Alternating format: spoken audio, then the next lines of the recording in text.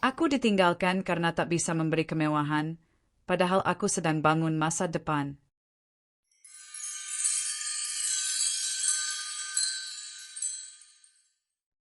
Dimas mengusap keringat yang membasahi keningnya, sambil menutup pintu kecil ruko yang ia sewa di pinggir jalan kampung. Ruko itu tidak besar, hanya cukup untuk rak kayu dan satu meja kerja tempat ia merakit pesanan pelanggan.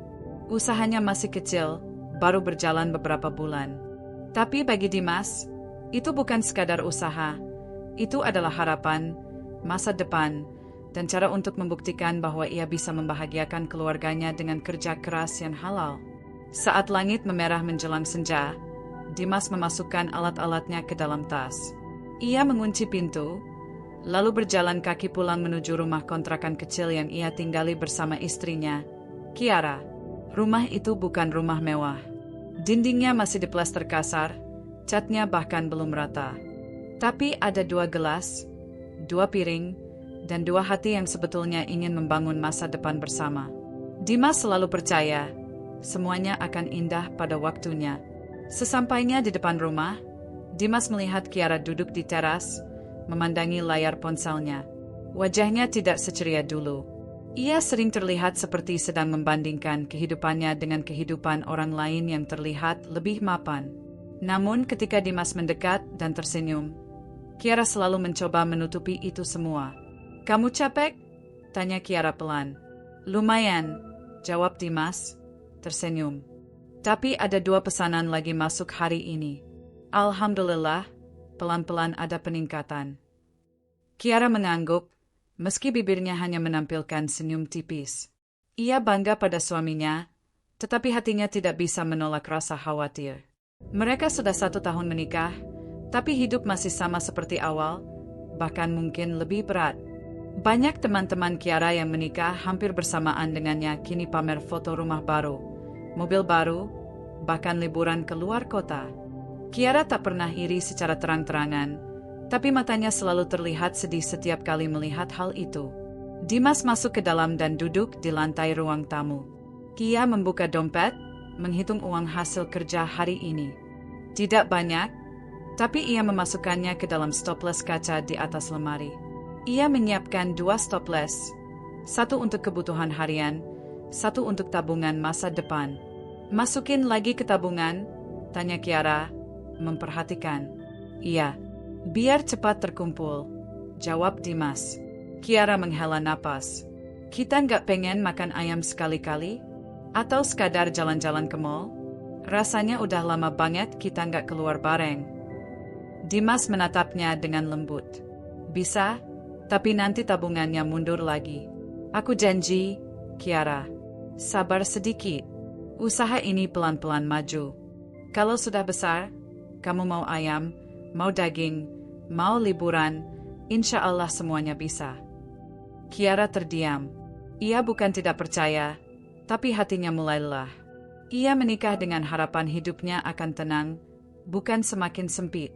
Namun Kiara juga tahu, Dimas bukan suami yang malas. Dimas bekerja dari pagi hingga malam.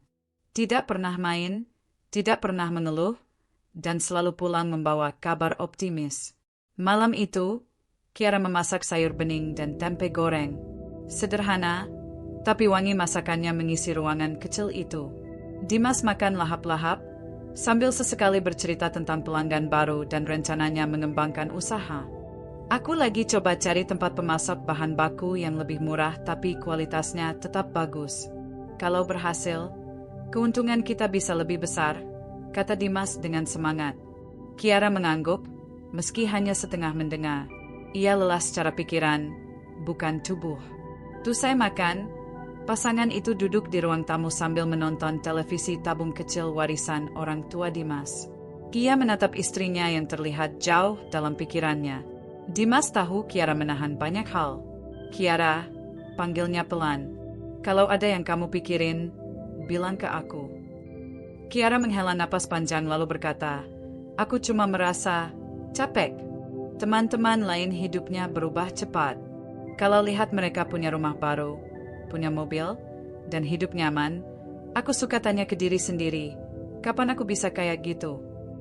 Dimas mendekat dan menggenggam tangan istrinya. Aku ngerti. Tapi jalan kita beda. Mereka mungkin punya bantuan dari orang tua, atau pekerjaan yang langsung besar. Tapi aku membangun dari nol. Pakai tangan sendiri, pakai keringat sendiri. Aku ingin nanti kamu menikmati hasil yang benar-benar datang dari perjuangan kita berdua. Kiara menunduk. Kata-kata itu menyentuh hatinya, meski hatinya tetap gelisah. Malam semakin larut, dan ketika lampu dipadamkan, Dimas memeluk Kiara. Ia berbisik, aku nggak akan biarkan kamu hidup susah terus. Insya Allah, pelan-pelan semua akan berubah. Detik itu, Kiara hanya menjawab lirih, iya, aku percaya.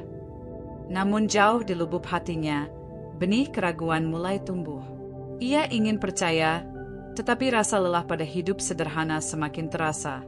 Meski begitu, Kiara masih bertahan, karena harapannya belum benar-benar padam.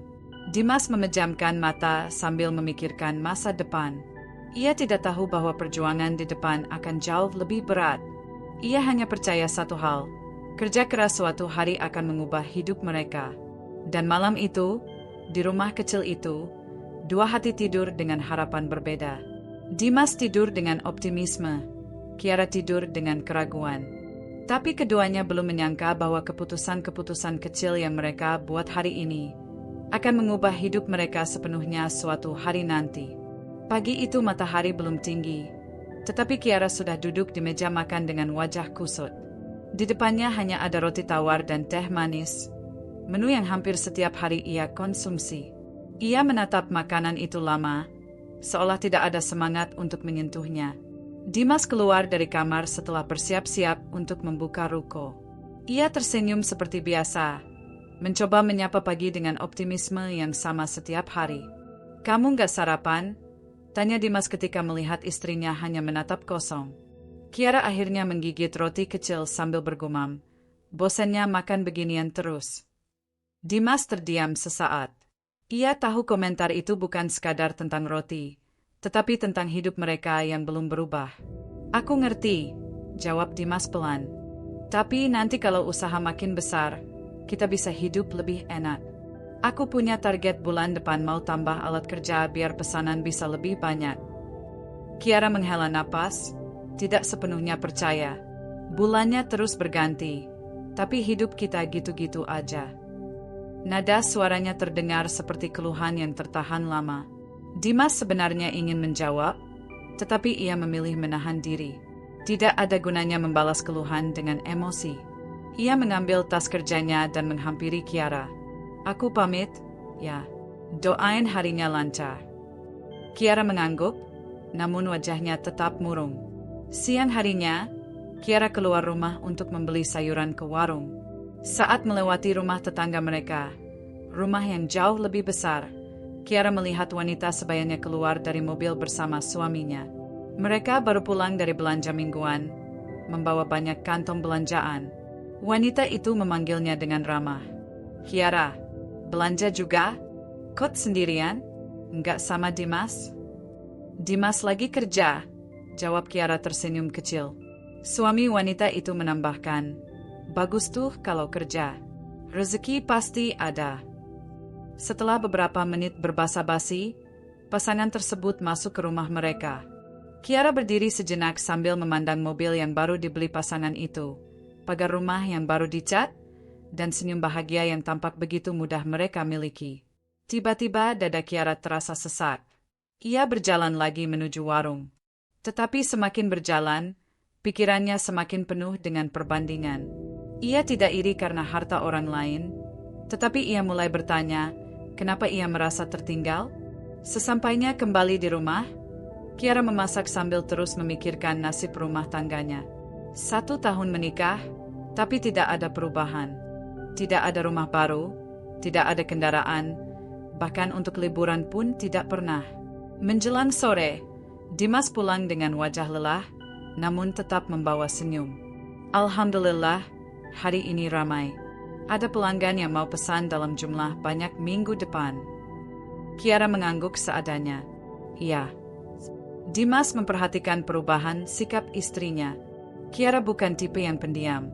Biasanya ia cerewet, bercerita tentang apapun, bahkan hal kecil. Tapi sekarang, ia lebih banyak diam daripada bicara. Kiara, kamu kayaknya banyak pikiran. Cerita sama aku, ujar Dimas lembut. Kiara menatap suaminya, akhirnya bicara jujur. Aku cuma capek, Dim. Lihat orang lain hidupnya maju. Sementara kita masih gini terus. Dimas duduk di sebelahnya. Ia tidak marah, tidak tersinggung. Ia paham Kiara sedang lelah mental. Aku tahu kamu pengen semuanya cepat. Tapi semua yang cepat itu nggak selalu kuat.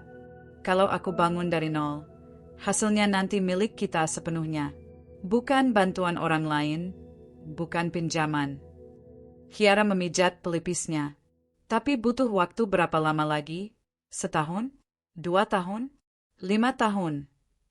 Selama aku sehat, aku bakal terus jalanin ini, jawab Dimas tegas. Kiara tak menjawab.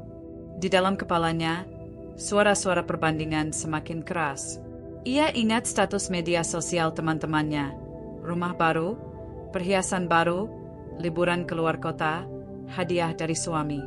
Sementara ia menunggu suaminya menabung dari uang receh yang dikumpulkan sedikit demi sedikit.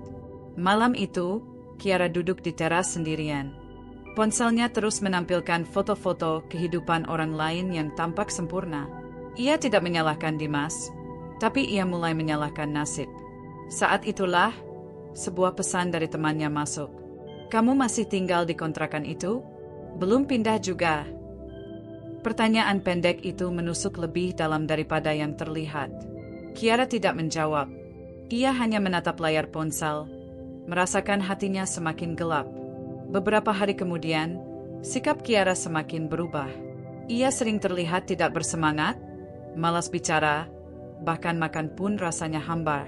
Dimas berusaha menghibur, membuat candaan, memasak sarapan kadang-kadang, tapi Kiara tetap terlihat jauh.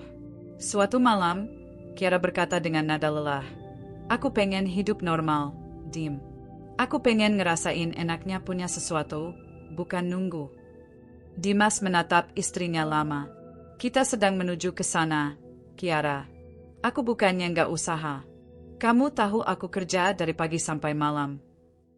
Kerja keras itu bagus, tapi kalau nggak ada hasilnya." Kiara membalas cepat. Ucapan itu seperti pisau bagi Dimas, tetapi ia tetap menahan hati. Hasil itu datangnya pelan-pelan. Kamu lihat sendiri, pesanan mulai banyak. Kalau kamu mau percaya, semuanya akan terbayar. Kiara memandang ke arah lain. Aku cuma nggak yakin semuanya akan berubah. Dimas terdiam. Untuk pertama kali, suara Kiara terdengar seperti harapan yang pudar.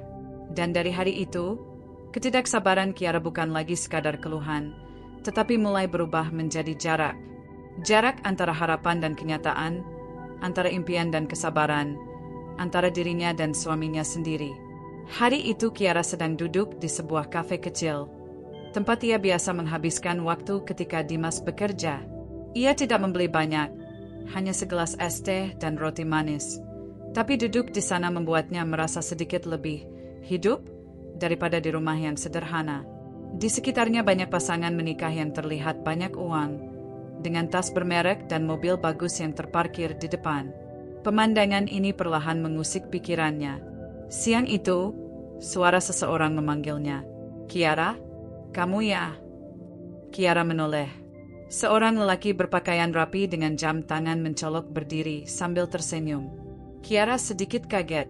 "Hendra? Serius kamu?" Kiara terkejut. Sudah lama banget nggak ketemu. Ya, Hendra adalah teman masa SMA Kiara. Dulu ia biasa datang ke sekolah dengan motor tua.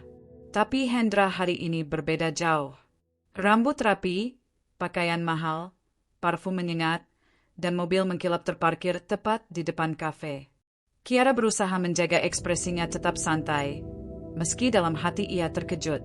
Mereka mengobrol sebentar, basa-basi soal kehidupan setelah lulus sekolah. Hendra bercerita singkat bahwa ia kini bekerja di perusahaan properti dan sering bepergian.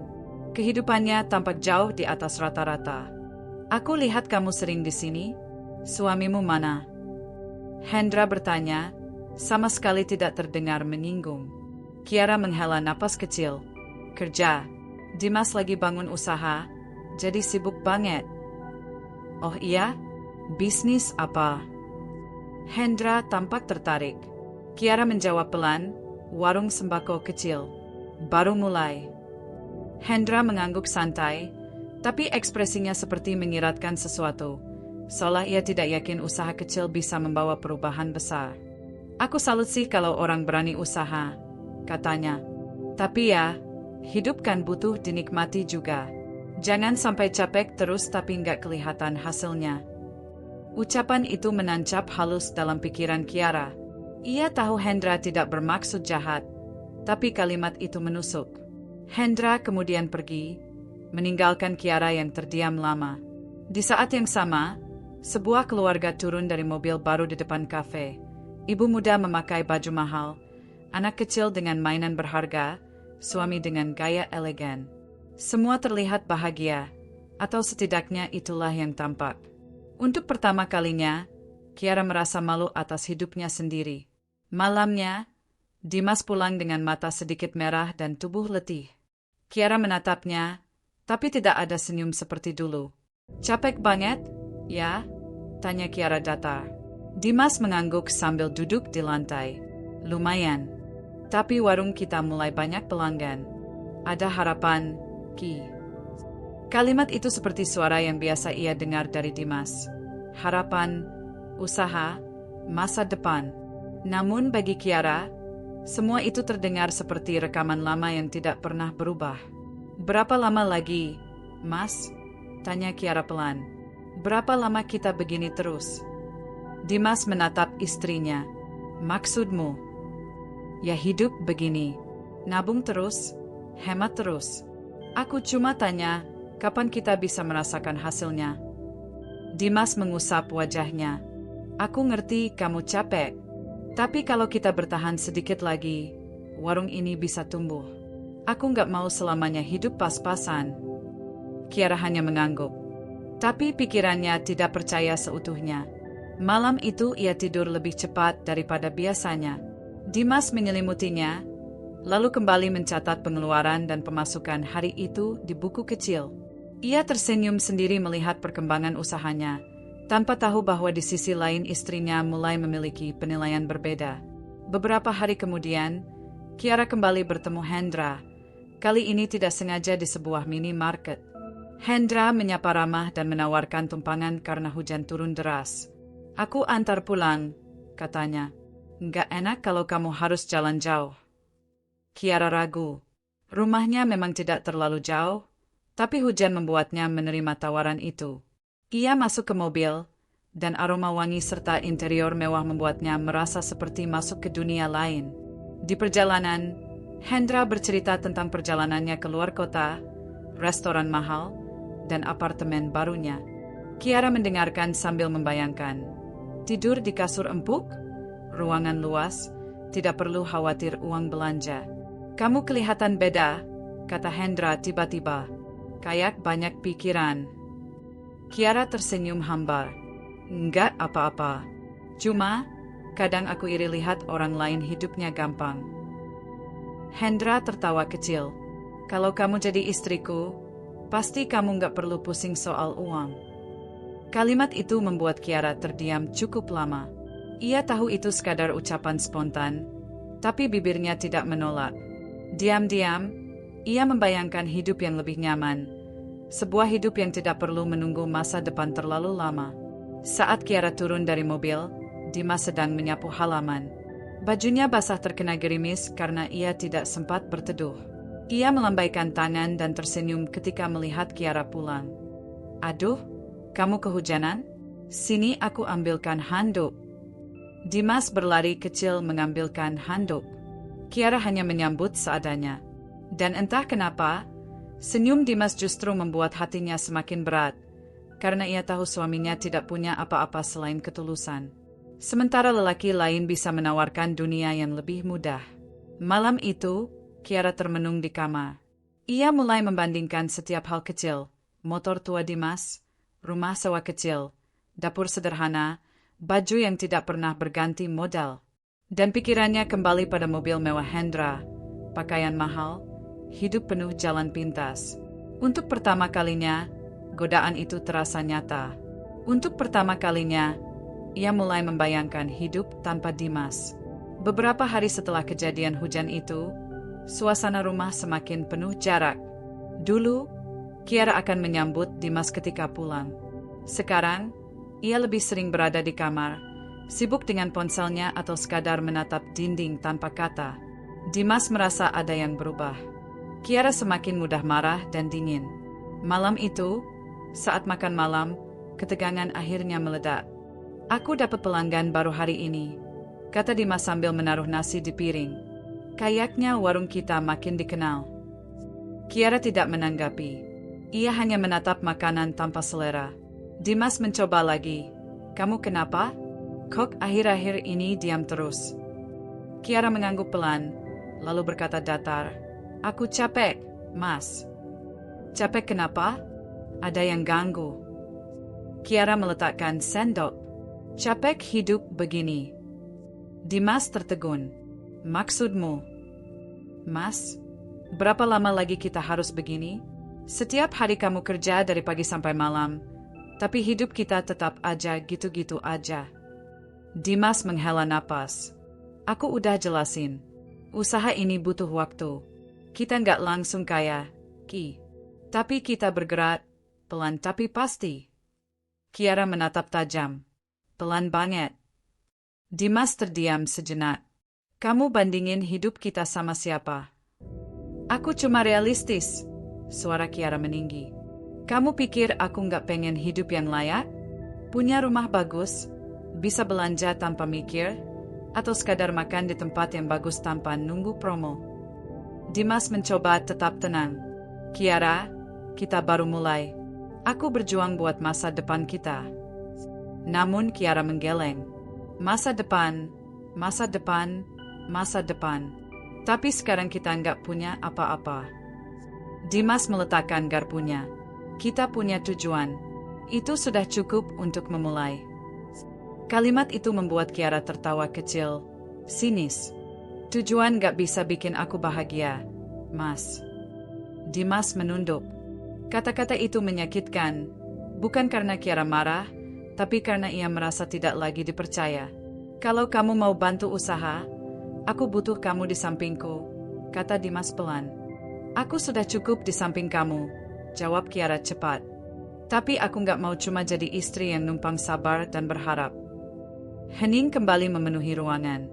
Suara jam di dinding terdengar jelas, seperti mengingatkan bahwa waktu terus berjalan, tapi keduanya tetap di tempat yang sama.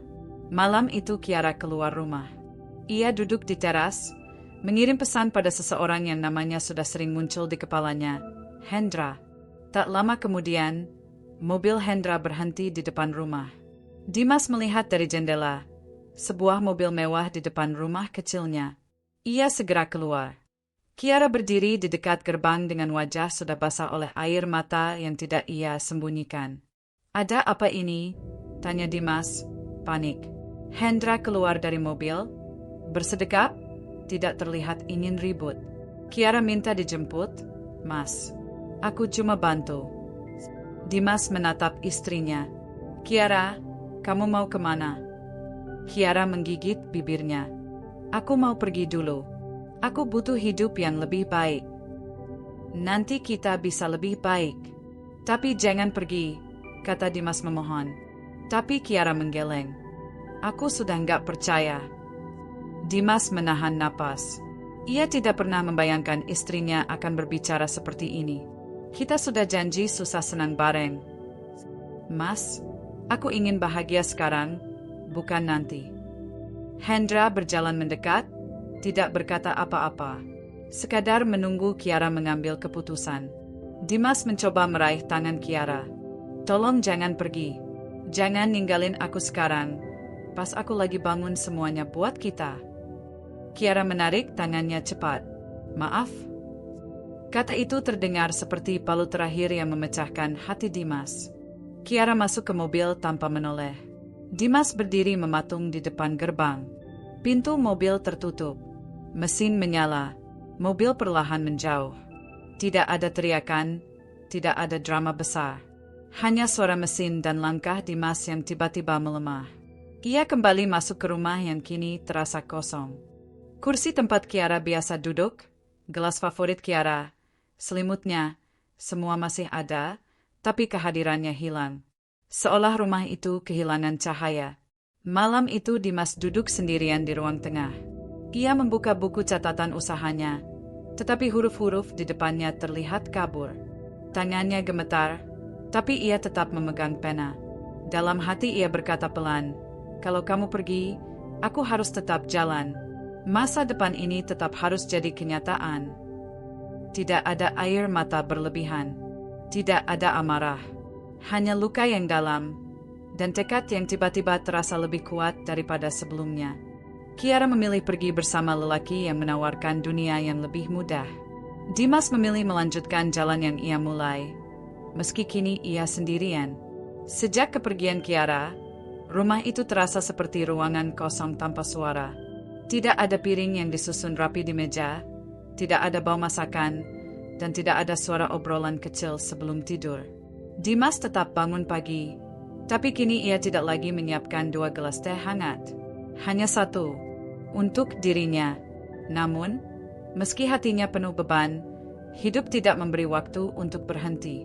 Warung harus dibuka setiap pagi.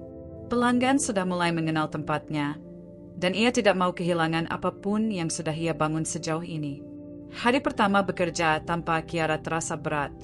Ketika seseorang bertanya, "Istrinya mana, Mas Dimas? Kok nggak kelihatan bantu-bantu lagi?" Dimas hanya tersenyum tipis dan menjawab singkat, "Sedang di rumah orang tuanya." Ia tidak ingin membicarakan kenyataan pahit itu. Ia lebih memilih fokus pada satu hal, bertahan. Suatu pagi, seorang perempuan datang dengan motor kecil dan menurunkan beberapa barang dari bagasi. Wajahnya ramah, langkahnya percaya diri. "Mas Dimas, tempatmu makin ramai ya sekarang," kata perempuan itu sambil melambai. Dimas menoleh dan mengernyit sebentar sebelum akhirnya mengenali wajahnya. "Tania? Lama banget nggak ketemu." Tania adalah teman lama ketika Dimas masih bekerja di pabrik dulu. Mereka bukan teman dekat, tapi cukup sering ngobrol karena sering shift bareng. Saat Dimas berhenti bekerja untuk membangun usaha, mereka tidak bertemu lagi. "Aku lewat daerah sini tiap hari buat kirim barang," kata Tania sambil menurunkan kardus berisi camilan. "Ternyata ini warungmu. Keren banget, Mas." Dimas tersenyum kecil. Ada semangat yang pelan-pelan muncul. "Ya sedikit-sedikit, Tan. Baru mulai." Tania menatap warung yang mulai penuh pelanggan. Dari "baru mulai" aja udah kelihatan maju. Dimas tertawa kecil, bukan karena sombong, tapi karena merasa dihargai. Itu sesuatu yang beberapa waktu ini jarang ia rasakan. Beberapa hari kemudian, Tania sengaja mampir lagi.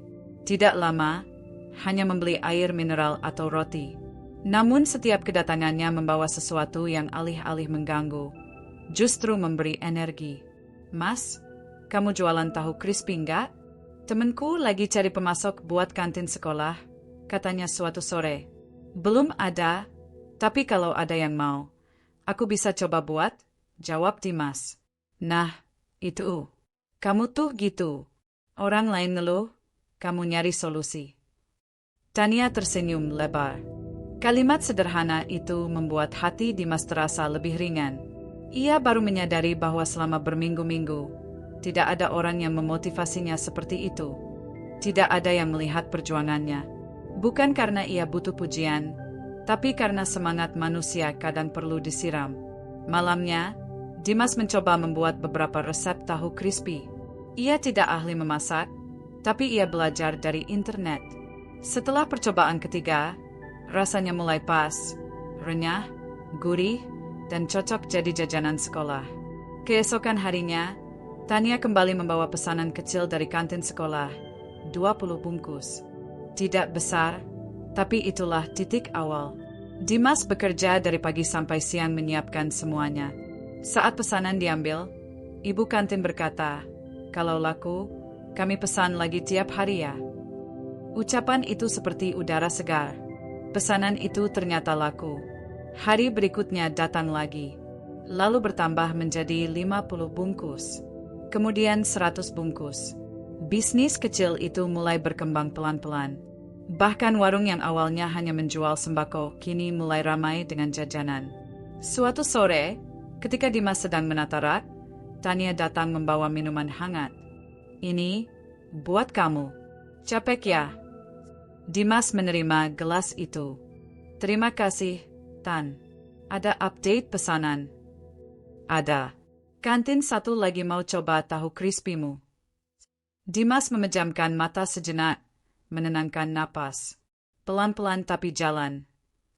Tania menepuk pundaknya. Mas, kamu itu orang baik dan pekerja keras. Dunia mungkin telat lihat hasilnya, tapi bukan berarti kamu gagal. Kalimat itu sederhana, tapi membuat dada Dimas terasa sesat. Bukan karena sedih, melainkan karena lega. Ia merasa didengar. Ia merasa dipahami. Namun satu hal jelas, Tania hanyalah sahabat. Ia membantu karena peduli, bukan karena ingin masuk ke kehidupan pribadi Dimas lebih jauh. Dimas tahu batas itu, dan ia menghargainya. Beberapa minggu berlalu, dan grafik usaha makin naik. Dimas mulai bisa mempekerjakan satu pegawai untuk membantu menjaga warung ketika ia mengantar pesanan. Bukan pekerja tetap, hanya tetangga yang butuh pekerjaan harian. Tapi itu tetap langkah besar. Di rumah, ia mulai mengisi waktu dengan memperbaiki rak, menambah stok, dan mencatat pemasukan dengan lebih rapi. Semua dilakukan perlahan, tanpa drama, tanpa keluhan. Kadang malam datang dengan rasa sepi. Tapi sepi itu tidak lagi menelannya. Ia belajar menerima bahwa hidup tetap berjalan meski beberapa orang memilih berhenti di tengah jalan. Sesekali ia teringat Kiara. Bukan sebagai luka, tapi sebagai bagian dari cerita yang membentuk dirinya sekarang. Ia tidak marah. Ia hanya sadar, tidak semua orang mau berjalan di jalan yang menunggu hasil di akhir, bukan di awal. Mungkin Kiara tidak sabar melihatnya berproses. Tapi Dimas ingin melihat sampai di mana proses ini akan mengantarnya. Hari ke hari, ia mulai bangkit, bukan karena ingin membuktikan sesuatu pada orang lain, tetapi karena ia ingin menghargai dirinya sendiri. Ia pernah terluka, tapi ia tidak menyerah. Karena bagi Dimas, satu hal tetap benar. Kepergian seseorang tidak boleh mengakhiri hidup yang sedang diperjuangkan. Usaha Dimas kini berjalan dengan ritme yang tidak lagi terseok-seok. Pemesanan tahu crispy dari 2 kantin sekolah terus mengalir setiap pagi, membuat dapurnya terasa hidup sejak subuh. Suara penggorengan, aroma tepung goreng, dan tawa pegawai barunya, Roni, tetangga yang ia pekerjakan, membuat rumah itu terasa tidak lagi sunyi. Warung kecil di depan rumah pun semakin ramai. Pelanggan datang bukan hanya untuk membeli beras atau minyak, tetapi karena kabar tentang tahu crispy Dimas mulai menyebar. Anak-anak sekolah mampir untuk membeli. Ibu-ibu menunggu pesanan, bahkan beberapa ojek online mulai mengambil orderan. Namun yang paling penting bagi Dimas bukanlah ramainya transaksi, melainkan rasa percaya diri yang kembali tumbuh perlahan. Suatu pagi, seorang pelanggan bernama Bumira datang dan memesan beberapa jenis sembako. Ia sudah beberapa kali berbelanja, tapi kali ini ia berbicara lebih dalam. Mas Dimas, katanya sambil menunggu kembalian, saya lihat usaha kamu makin ramai. Ya. Dimas tersenyum sopan. Alhamdulillah, Bu. Sedikit-sedikit. Bu Mira mengangguk. Yang penting jujur, Mas. Soalnya di tempat lain suka kurang timbangan atau barangnya jelek. Tapi di sini aman. Pernyataan ini membuat Dimas merasa usahanya tidak hanya berkembang karena kebetulan atau promosi, tetapi karena kepercayaan.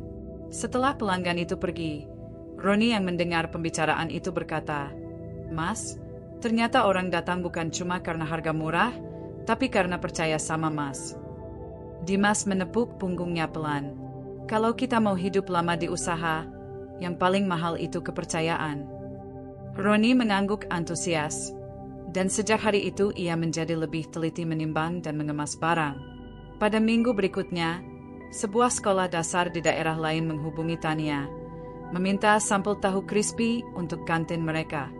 Tania memberi kabar kepada Dimas dengan ekspresi antusias, seperti seorang teman yang ikut bangga melihat perkembangan orang lain. "Mas, ini sekolah ketiga. Kalau mereka cocok, kamu bisa nambah produksi," kata Tania. Dimas tidak langsung menjawab. Ia memikirkan ruang dapurnya yang sempit, alat yang terbatas, dan tenaga kerja yang hanya 2 orang. "Aku bisa coba pelan-pelan," kata Dimas akhirnya. "Aku nggak mau ambil pesanan yang nggak bisa aku selesaikan." Tania tersenyum. "Justru itu kenapa banyak orang percaya sama kamu." Ucapan itu membuat hati Dimas hangat. Perlahan, ia mulai menambahkan peralatan sederhana. 1 wajan besar lagi, saringan baru, dan rak penyimpanan. Tidak mewah, tapi jelas. Bisnis ini tidak lagi hanya usaha kecil rumahan. Ini sudah menjadi sesuatu yang bergerak maju dengan pijakan nyata. Malam hari, setelah semua pesanan selesai, Dimas duduk di ruang tengah dengan buku catatannya. Tangannya mulai terbiasa menuliskan pengeluaran, pendapatan, dan rencana belanja. Kadang, ia berhenti sejenak dan memikirkan kehidupannya sebelum ini. Masa di mana ia hampir menyerah karena lapar dan kecewa. Tapi ia tidak pernah membiarkan pikirannya mengarah ke kebencian. Kiara jarang muncul dalam kepalanya. Bukan karena ia lupa, melainkan karena ia sudah bersahabat dengan kenyataan. Ia memilih memaafkan diam-diam, tanpa perlu mengatakannya pada siapapun. Ia tidak pernah bercerita buruk tentang Kiara. Jika ada tetangga yang bertanya, ia hanya berkata sederhana, "Doakan saja dia baik-baik." Tidak ada kemarahan, tidak ada sindiran. Baginya, menyimpan dendam hanya akan menjadi beban lain yang harus ia pikul. Beberapa bulan berlalu. Warung semakin stabil, produksi tahu crispy semakin teratur, dan Dimas mulai mengurus izin usaha kecil. Roni bekerja semakin profesional. Tania tetap menghubungkan Dimas dengan pelanggan baru, tapi tidak pernah melampaui batas sebagai sahabat. Dengan pendapatan yang lebih baik, Dimas mulai memperbaiki rumah sedikit demi sedikit. Bukan renovasi besar, hanya hal-hal kecil yang selama ini ia tunda. Mengganti pintu kayu yang mulai lapuk, memperbaiki atap bocor, membeli meja kasir sederhana agar warung tidak berantakan. Tetangga mulai memperhatikan perubahan itu. Namun semua datang dari hasil kerja keras, bukan karena bantuan tiba-tiba atau keberuntungan instan. Pada suatu siang, saat warung ramai, seorang guru sekolah datang. Ia adalah ibu dari murid yang gemar membeli tahu crispy. "Mas Dimas, anak-anak di sekolah suka sekali jajanan ini. Kepala sekolah mau pesan setiap hari, lebih besar dari sekarang." Dimas terkejut. Pesanan itu akan membuatnya harus menambah pegawai atau memperbesar dapur. Tapi ia tahu, kesempatan tidak datang 2 kali. "Insya Allah saya siap, Bu," jawabnya dengan mantap. Tania yang kebetulan berada di warung ikut tersenyum bangga. "Mas, kamu lihat sendiri kan? Orang percaya bukan karena kamu punya modal besar, tapi karena kamu jujur dan kerja keras." Dimas mengangguk pelan.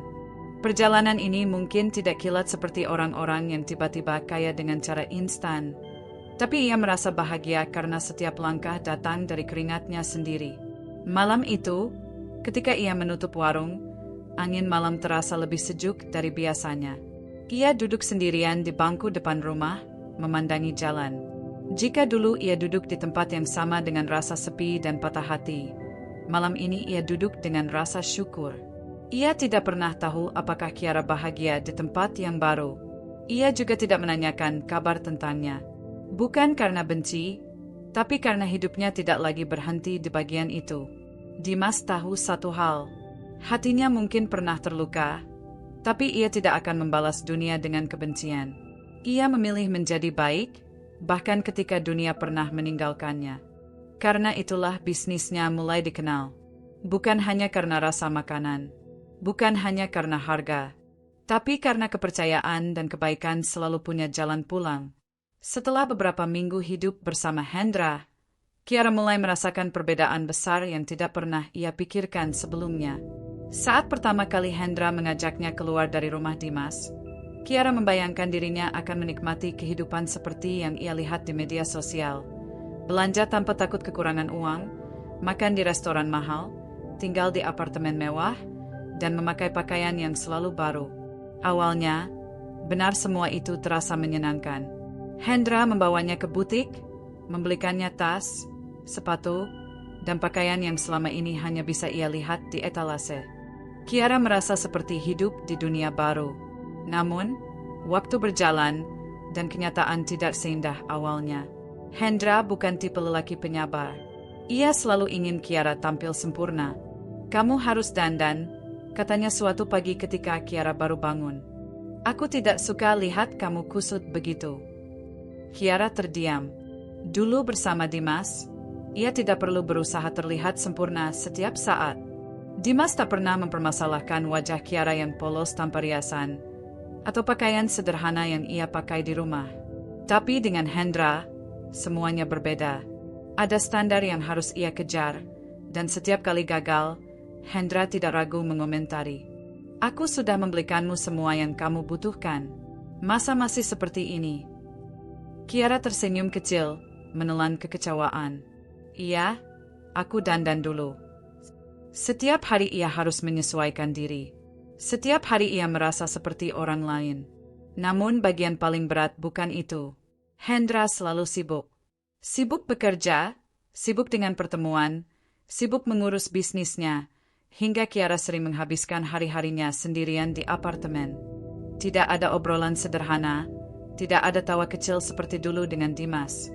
Bahkan saat Hendra pulang, ia sering lelah dan tidak mau diganggu. Awalnya Kiara berpikir semua itu wajar, namanya juga lelaki berpenghasilan tinggi.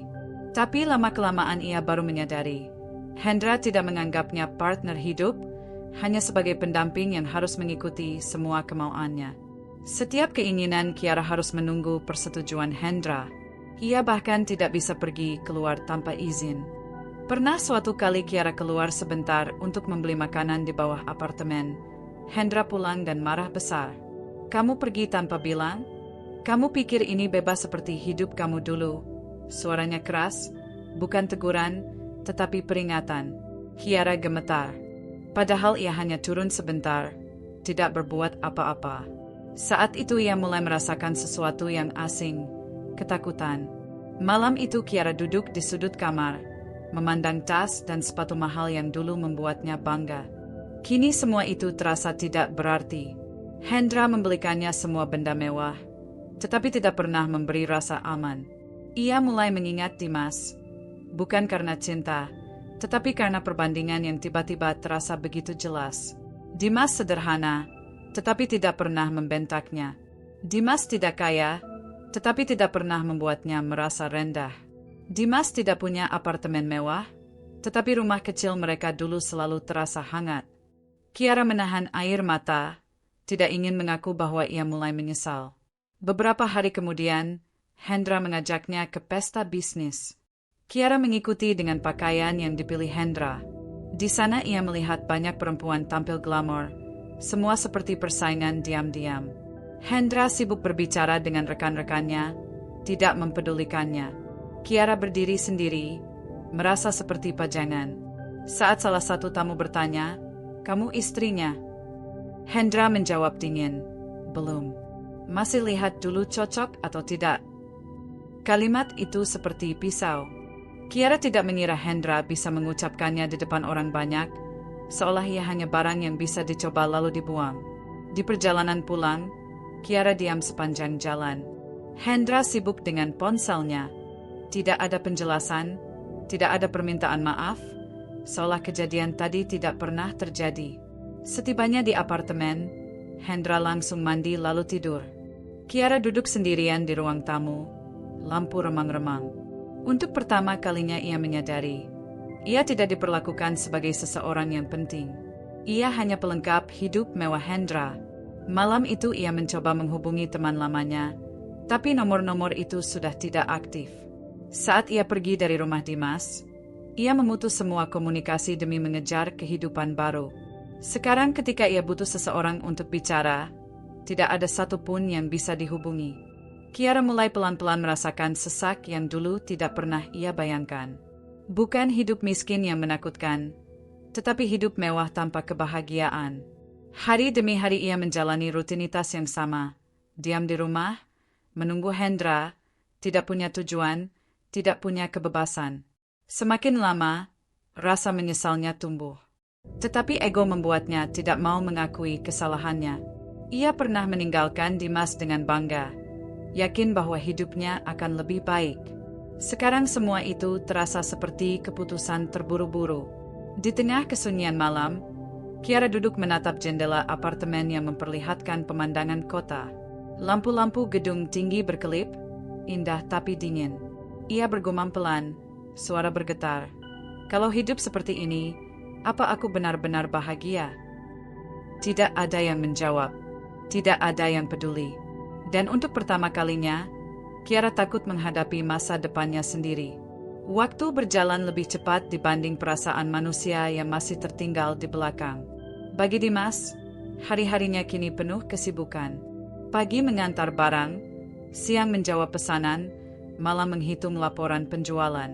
Namun kesibukan itu bukan lagi beban, tetapi semangat baru yang membawanya bangkit sedikit demi sedikit. Usaha yang ia bangun dengan modal terbatas, kini mulai dikenal di lingkungan sekitar. Dimas tidak pernah memaksakan diri tampil mewah, tetapi pelayanan baik dan sikap jujur membuat pelanggan datang kembali, bahkan membawa teman-teman mereka. Lambat laun, usaha kecil itu tumbuh. Tania, sahabat yang tidak pernah mencampuri urusan pribadi Dimas, sesekali datang membantu mencatat pesanan. "Mas, kamu sadar nggak? Pelanggan makin banyak," ucapnya sambil tersenyum puas. Dimas hanya mengangguk, masih tidak percaya hidupnya bisa berubah seperti ini. "Aku cuma kerja seperti biasa. Kalau rezeki datang, itu karena Allah kasih jalan." Tania menepuk bahunya. "Tetap rendah hati, tapi jangan lupa kamu sudah berjuang keras." Dimas tersenyum kecil. Walaupun hatinya dulu sempat hancur, kini ia belajar menerima bahwa hidup tidak berhenti hanya karena seseorang pergi. Kiara sudah memilih jalannya, dan Dimas memilih berdiri lagi tanpa membalas dendam. Beberapa minggu kemudian, sebuah media lokal menulis tentang bisnisnya. "Pemuda sederhana berhasil bangun usaha dari nol." Begitu judulnya. Artikel itu menceritakan bagaimana Dimas memulai usaha, kesulitan yang ia hadapi, dan komitmen memberikan pelayanan terbaik. Warga sekitar langsung membicarakannya, dan pelanggan baru mulai berdatangan. Dimas sempat melihat artikelnya terpampang di layar ponsel. Matanya berkaca-kaca, bukan karena teringat Kiara, tetapi karena ia bangga pada dirinya sendiri. Selama ini ia selalu dihina tidak bisa sukses. Kini kenyataan berkata lain, dan Dimas membuktikannya tanpa harus menjatuhkan siapapun. Di sisi lain, kehidupan Kiara berjalan dengan arah sebaliknya. Apartemen mewah yang dulu terasa seperti bukti kemenangan kini berubah menjadi ruangan yang membuatnya sesak. Setiap hari Hendra semakin sering pulang larut malam. Ada banyak kegiatan yang Kiara tidak tahu, dan setiap ia bertanya, Hendra hanya menjawab singkat, "Sibuk." Kiara bukan lagi perempuan yang diperlakukan istimewa seperti awal perkenalan. Sekarang ia lebih sering diabaikan. Bahkan ketika ia menyiapkan makanan, Hendra tidak menyentuhnya. Semua terasa hambar. Suatu pagi, Kiara melihat ponsel Hendra tergeletak di meja. Ada pesan masuk dari seseorang, namun sebelum Kiara sempat membaca, Hendra muncul dan merampas ponselnya. "Kamu mulai kepo sekarang?" Suaranya datar, namun dinginnya menusuk. Kiara tertegun. "Aku cuma..." "Kalau kamu nggak percaya sama aku, kamu bisa pergi," jawab Hendra, tanpa sedikit pun rasa ragu. Kalimat itu menghantam Kiara seperti benturan keras yang tidak bisa ia hindari. Pergi? Ia meninggalkan Dimas karena ingin hidup lebih baik. Dan sekarang lelaki yang dipilih dengan penuh kebanggaan itu justru menyuruhnya pergi seolah ia bukan apa-apa. Kiara hanya diam. Untuk pertama kalinya ia melihat jelas. Ia bukan bagian dari masa depan Hendra. Ia hanya anggota sementara dari kehidupan mewah yang dipamerkan, bukan seseorang yang dihargai. Sore itu, Kiara duduk sendirian di ruang tamu apartemen. Ia menyalakan televisi untuk sekadar mengusir sepi. Layar menampilkan berita lokal. Awalnya ia tidak memperhatikan, tetapi tiba-tiba wajah yang sangat ia kenal muncul. Dimas. Reporter mewawancarainya singkat soal bisnis yang berkembang. Dimas terlihat sederhana, memakai baju polos, senyumnya tenang, matanya tidak menyimpan dendam ataupun rasa sakit. Ia berbicara tentang usaha, perjuangan, dan betapa pentingnya tidak menyerah meskipun keadaan berubah. Kiara membeku, seolah waktu berhenti. Tangannya gemetar memegang remote, napasnya berat. Dunia seperti membalikkan posisinya. Lelaki yang dulu ia tinggalkan karena dianggap tidak menjanjikan, kini berdiri dengan harga diri dan kesuksesan yang nyata. Ia terlihat bangga, bukan sombong. Bahagia, bukan pura-pura. Hendra tidak pernah terlihat seperti itu. Bahagia dengan dirinya sendiri. Hendra hanya bahagia dengan benda-benda yang ia miliki. Kiara merasakan sesuatu yang lebih dari sedih. Penyesalan yang mulai tumbuh, bukan karena Dimas sukses, tetapi karena ia sadar dirinya telah menilai hidup hanya dari uang dan kemewahan, tanpa melihat hati dan perjuangan seseorang. Malam itu Hendra pulang dalam keadaan lelah. Kiara mencoba menyambut, berharap sedikit percakapan bisa meredakan pikirannya. Hendra, aku lihat berita. Apa? Hendra melepaskan jasnya, tidak peduli. Tentang mantan suamiku. Dia sukses sekarang. Hendra menoleh sekilas. Ya sudah, bagus. Terus kenapa kamu cerita ke aku? Kiara terdiam.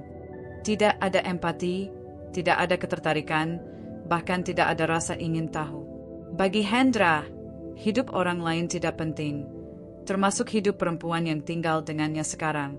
Saat Hendra masuk kamar tanpa menunggu jawaban, Kiara duduk lagi di kursi. Untuk pertama kalinya setelah sekian lama, ia benar-benar merasa sendirian. Ia tidak lagi memiliki apapun selain penyesalan. Ia membayangkan rumah kecilnya dulu. Meskipun sederhana, ia pernah tertawa di sana. Ia membayangkan wajah Dimas, selalu pulang dengan peluh, tapi tetap tersenyum. Kini semua itu hilang. Dan tanpa sadar, Kiara berbisik pelan, "Aku yang salah." Namun tahu dirinya salah tidak membuat hidup lebih mudah. Ia tidak punya arah, tidak punya keberanian untuk kembali, dan tidak tahu apakah masih pantas meminta maaf. Tapi satu hal pasti, hidup tidak pernah menjanjikan kebahagiaan hanya karena seseorang mengejar kemewahan. Di luar sana, Dimas berjalan maju, semakin kuat dan dihargai. Sementara Kiara, yang pernah meninggalkan masa depan yang sederhana tapi tulus, kini terjebak dalam dunia yang sebenarnya tidak pernah cocok untuknya. Untuk pertama kalinya, Kiara menyadari bahwa dunia berbalik, dan ia berada di sisi yang salah. Perubahan tidak datang dalam satu malam. Semua terjadi perlahan, setahap demi setahap, seolah hidup sedang menguji kesabaran seseorang sebelum menyerahkan hadiah yang pantas. Begitu pula perjalanan Dimas. Usaha kecil yang dulu hanya berupa garasi rumah kini telah tumbuh cukup besar untuk menyewa ruko sebagai tempat operasional. Hari pertama ia melihat ruko kosong itu. Dimas berdiri di depan pintunya kuil lama. Permukaan kaca bening memantulkan wajahnya yang tampak jauh berbeda dibanding 1 tahun lalu. Bukan hanya penampilan, tapi sorot mata. Ia terlihat lebih matang, lebih percaya diri, dan lebih tenang. Tania melangkah masuk sambil membawa kertas catatan. "Kamu beneran mau serius buka perusahaan resmi?"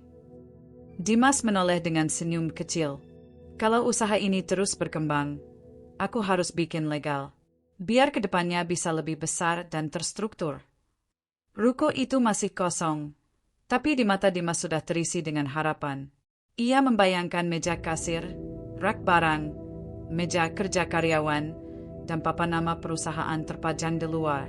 Baginya, ini bukan tentang pamer sukses, melainkan bentuk tanggung jawab atas apa yang sudah ia bangun. Dalam beberapa minggu, proses administrasi selesai. Izin usaha, pembuatan NPWP perusahaan, sampai pembuatan logo sederhana. Perusahaan barunya diberi nama Dimas Mandiri Logistik sesuai jenis usahanya. Hari itu, papan nama perusahaan dipasang di depan ruko. Dimas Mandiri Logistik. Pengiriman lokal distributor barang kecil menengah. Dimas berdiri menatapnya. Ada rasa haru yang sulit dijelaskan. Ia teringat masa ketika ia mengantar barang memakai motor butut, diterpa hujan, diteriaki pelanggan yang tidak sabar, dan pulang dengan pakaian basah kuyup. Kini ia berdiri di depan perusahaannya sendiri. 2 pegawai pertama ia rekrut bukan berdasarkan kekayaan atau tampang, tapi kerja keras dan kejujuran. Namanya Andri dan Bagas. Keduanya pernah bekerja di tempat lain namun kehilangan pekerjaan. Mas yakin mau rekrut kami? Kami nggak punya pengalaman bagus, ucap Andri ragu. Dimas tersenyum. Pengalaman bisa dipelajari. Yang penting kalian mau kerja jujur dan sungguh-sungguh. Jawaban itu membuat kedua pegawai barunya merasa dihargai. Dan sejak hari pertama, mereka bekerja dengan semangat tinggi. Tania membantu mengatur pembukuan. Bukan pegawai, tetap hanya sahabat yang ingin melihat Dimas sukses. Aku bangga, Mas. Kamu nggak sombong meski usaha kamu naik. Dimas tertawa kecil. Kenapa harus sombong? Yang bikin ini semua terjadi bukan aku sendiri. Ada pelanggan, ada orang-orang yang support, ada Tuhan yang ngatur. Aku cuma jalanin. Pelanggan lama yang dulu memesan dalam jumlah kecil, kini mulai memesan dalam jumlah besar. Beberapa toko mengajukan kontrak pengiriman rutin. Bahkan ada yang meminta Dimas menjadi distributor tetap karena percaya kualitas pelayanannya. Tidak ada slogan mewah, tidak ada promosi berlebihan. Hanya kerja keras, pelayanan baik, dan kata-kata baik yang menyebar dari mulut ke mulut. Perlahan, ekonomi Dimas berubah signifikan. Tuan yang dulu hanya cukup untuk makan dan menabung sedikit, kini meningkat. Tapi tetap, gaya hidupnya tidak berubah. Ia masih tinggal di rumah kontrakan sederhana. Ia masih mengenakan kaos polos dan celana biasa. Jika orang lain melihatnya di jalan, mungkin tidak menyangka bahwa ia pemilik perusahaan logistik yang mulai berkembang.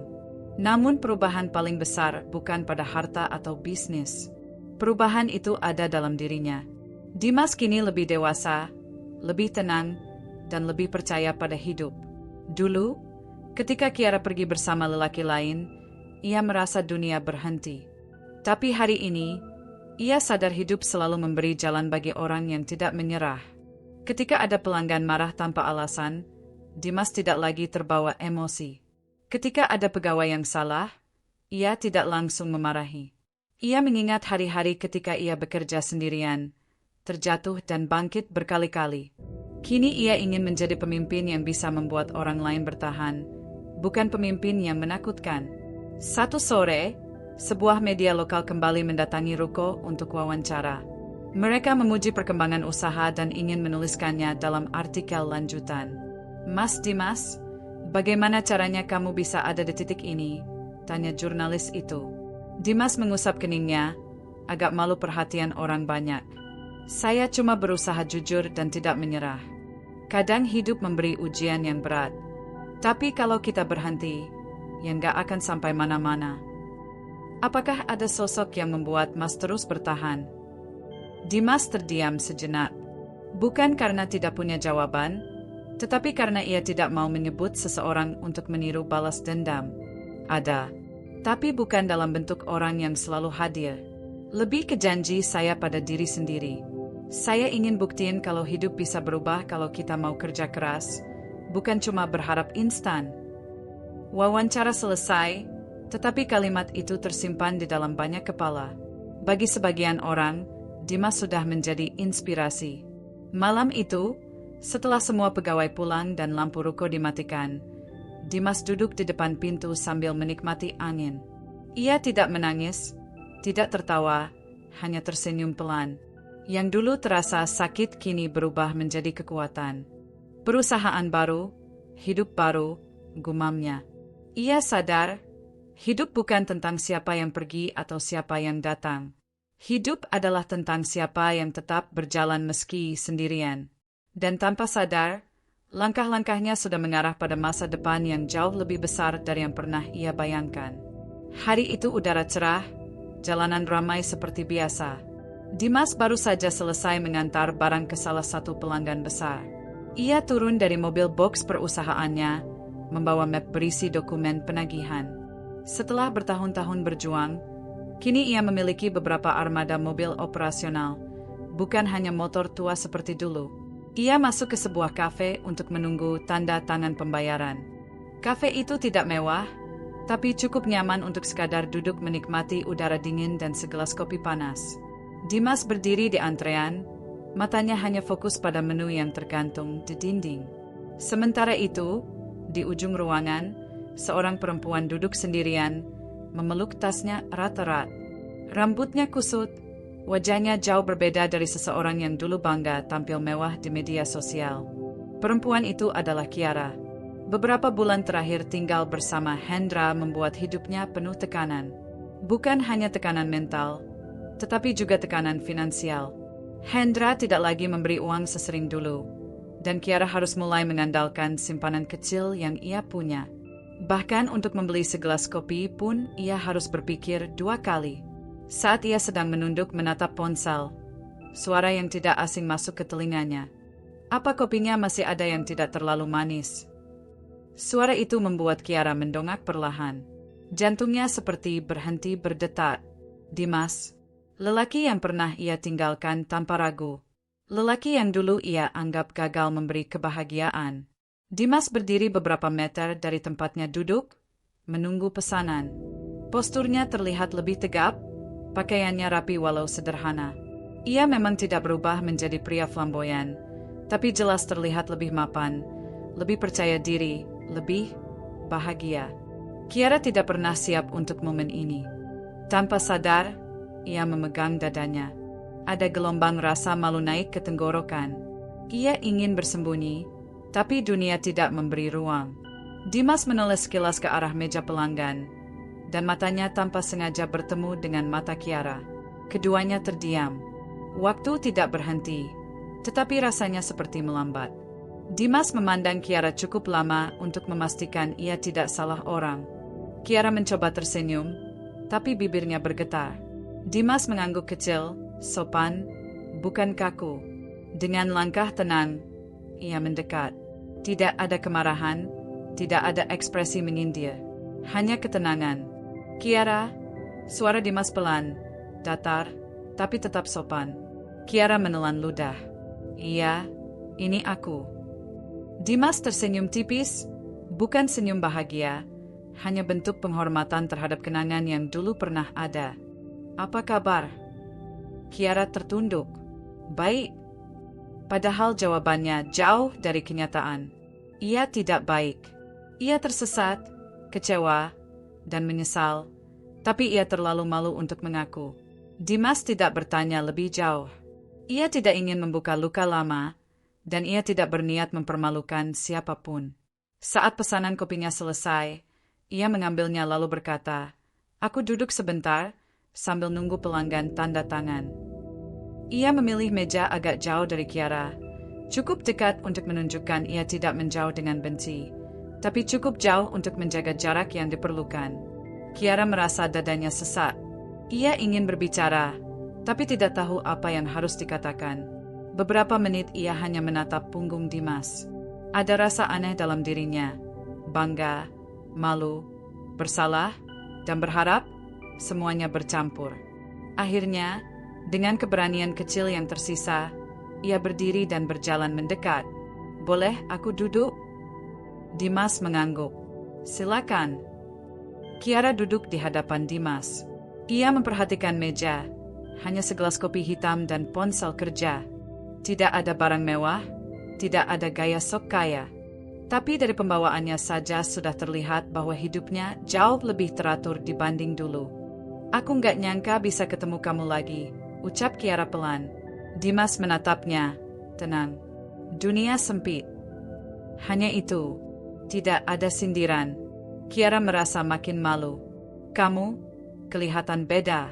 Lebih sukses," lanjutnya. Dimas mengangguk ringan. "Ya, pelan-pelan. Masih belajar." Kiara menarik napas panjang. "Aku cuma mau bilang, dulu aku salah." Dimas tidak kaget. Ia sudah lama menebak bahwa hari ini mungkin akan datang.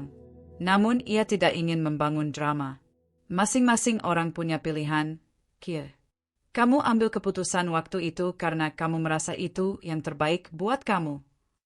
Kiara memalingkan wajah, menahan air mata. Bukan karena Dimas jahat, tetapi karena ia terlalu baik. Ia berharap Dimas marah, agar hatinya lebih ringan. Tapi kenyataan lebih menyakitkan. Dimas sudah memaafkannya bahkan sebelum ia meminta maaf. Sekarang kamu tinggal di mana? Tanya Dimas sopan. Masih sama Hendra, jawab Kiara pelan. Tapi, enggak seperti dulu. Dimas tidak mengomentari. Ia tidak ingin membahas kehidupan baru Kiara, apalagi merendahkannya. Aku cuma berharap kamu baik-baik saja, ucap Dimas tenang. Kalimat itu justru menusuk Kiara lebih dalam. Mereka terdiam. Tidak ada kata panjang, tidak ada adu debat. Hanya dua orang yang pernah saling mencintai, kini berdiri di tempat yang sangat berbeda. Saat pelanggan datang dan menandatangani dokumen, Dimas berdiri. Aku harus pergi. Masih banyak kiriman yang harus diurus. Kiara menatapnya, ingin mengatakan banyak hal, meminta maaf, berharap dimulai lagi, tapi lidahnya berat. Waktu sudah berubah, dan Dimas tidak lagi berada di tempat yang sama seperti dulu. Sebelum pergi, Dimas menundukkan kepala sedikit. Semoga kamu mendapatkan yang kamu cari. Kiara menatap sosoknya berjalan keluar dari kafe. Mantap, tenang, bahagia dengan hidupnya. Saat pintu tertutup, Kiara merasa udara di ruangan begitu berat. Ia memeluk tasnya, terduduk, dan perlahan menundukkan kepala. Bukan menangis keras, tapi air mata jatuh diam-diam. Ia sadar, ia bukan hanya kehilangan suami, ia kehilangan lelaki baik yang dulunya ia anggap tak berharga. Hari itu, ia mengerti apa itu penyesalan yang sebenarnya. Dan ia tahu, kehidupannya tidak akan pernah sama lagi. Beberapa hari setelah pertemuan tak terduga itu, Kiara tidak bisa tidur dengan tenang. Bayangan wajah Dimas, tenang, sopan, dan jelas tidak menyimpan dendam, terus muncul. Yang paling menusuk bukan karena Dimas sudah sukses, tetapi karena sikap Dimas yang tidak membenci dia sama sekali. Kebalikannya, lelaki itu justru terlihat damai. Seolah luka yang dulu pernah ditanam Kiara sudah tidak memiliki ruang lagi dalam hidup Dimas. Sementara itu, Dimas tetap menjalani rutinitasnya seperti biasa. Ia mengurus karyawan, mengerjakan proyek bersama perusahaannya yang sedang berkembang pesat, dan tetap rendah hati saat banyak orang memuji pencapaiannya. Orang-orang mengenalnya sebagai pemilik usaha konstruksi yang jujur dan disiplin, bukan seseorang yang bangkit karena balas dendam. Ia tidak pernah menyebut nama Kiara di depan siapapun, seolah masa lalunya adalah pelajaran, bukan beban. Sore itu, saat kantor hampir tutup, Dimas menerima pesan singkat. Mas, bolehkah aku bertemu sebentar? Hanya 5 menit saja. Kiara. Dimas menatap layar ponsel beberapa detik. Jantungnya tidak berdebar seperti dulu. Ia tidak marah, tidak kesal, hanya tenang. Ia menjawab, besok jam 10, di taman dekat kantor. Tak ada kata tambahan, tidak ada tanda emosi, hanya informasi. Keesokan harinya, Kiara datang lebih cepat. Ia memilih tempat duduk di bangku taman yang menghadap kolam kecil. Rambutnya tidak tertata sempurna, pakaian sederhana, dan raut wajahnya menunjukkan ia tidak sedang datang dengan gengsi. Ia tampak gugup, tangannya sesekali menggenggam erat ujung tas, lalu melepasnya lagi. Saat Dimas datang, Kiara refleks berdiri. Mas, terima kasih sudah mau datang. Tidak apa-apa, jawab Dimas tenang. Silakan duduk. Kiara menunggu Dimas duduk dulu, lalu mengikuti. Hening beberapa detik, hanya suara angin dan gesekan dedaunan. Kiara menarik napas panjang. Aku tahu, aku bukan orang yang pantas muncul lagi di depan Mas. Tapi aku tetap datang, karena aku harus jujur. Dimas menoleh sedikit, memperhatikan tanpa menyela. Aku menyesal, ucap Kiara, pelan tapi jelas. Bukan hanya karena hidupku berubah buruk, bukan karena sekarang aku sulit, tapi karena aku dulu menyakiti orang yang benar-benar tulus. Tak ada air mata yang berlebihan. Tidak ada teriakan. Hanya suara pelan yang terdengar jujur. Aku pikir, saat aku pergi dulu, aku memilih hidup yang lebih baik. Ternyata aku salah. Aku baru sadar, Mas bukan orang yang terlihat besar dari luar, tapi besar dari dalam. Sekarang aku bisa melihatnya. Dimas masih diam. Tidak menunduk, tidak menggeleng. Ia hanya mendengarkan. Aku tahu aku tidak punya hak meminta apapun. Tapi izinkan aku mengucapkan ini. Kiara menunduk. Aku minta maaf, Mas. Kalimat itu keluar tanpa drama, tidak bergetar, tidak memohon berlebihan. Hanya kejujuran dari seseorang yang belajar dengan cara paling menyakitkan. Aku sadar aku bukan istri yang baik. Aku banyak menyakiti. Kalau Mas tidak mau bicara dengan aku lagi setelah ini, aku mengerti. Tapi aku ingin Mas tahu, aku benar-benar menyesal. Lalu, ia menambahkan pelan. Dan kalau boleh, kalau masih ada kesempatan, aku ingin kembali. Aku ingin memperbaiki semuanya. Tapi kalau Mas tidak menginginkannya, tidak apa-apa.